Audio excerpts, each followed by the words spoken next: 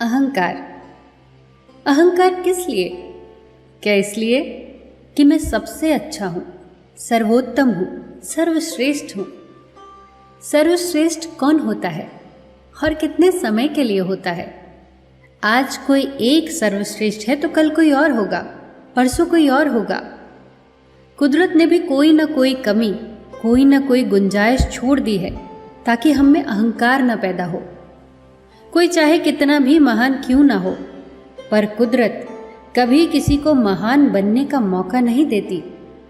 कंठ दिया कोयल को तो रूप छीन लिया, रूप दिया मोर को तो इच्छा छीन ली, दी इच्छा इंसान को तो संतोष छीन लिया, दिया संतोष संत को तो संसार छीन लिया। मत करना कभी भी गुरूर अपने आप पर ए इंसान। भगवान ने तेरे और मेरे जैसे कितनों को मिट्टी से बनाकर मिट्टी में मिला दिया।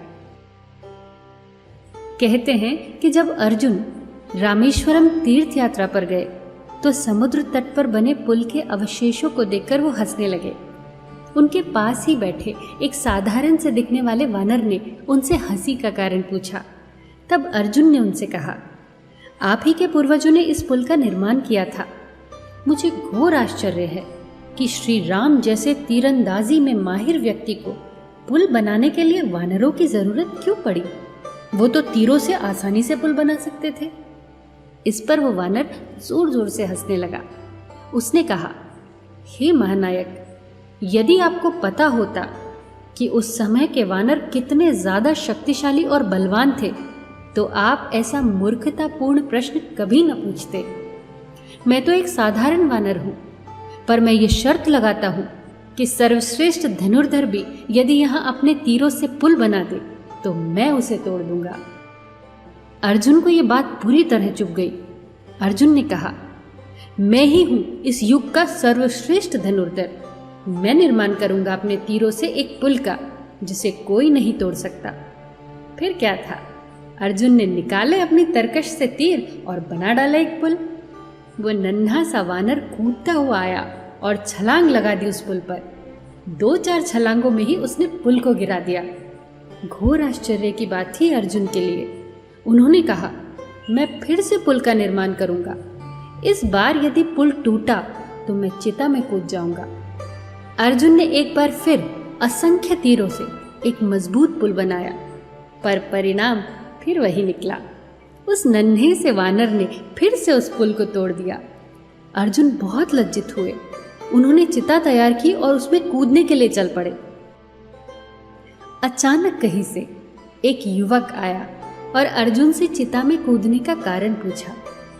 सब बात जानकर उस युवक ने कहा, तुम्हारे इस मुकाबले में कोई निर्णायक था ही नहीं, तो फिर निर्णय कैसे हुआ? निर्णायक के बिना मुकाबला कैसा? इस बार मेरी उपस्थिति में पुल बनाओ। अर्जुन ने अब तीसरी बार पुल बनाया।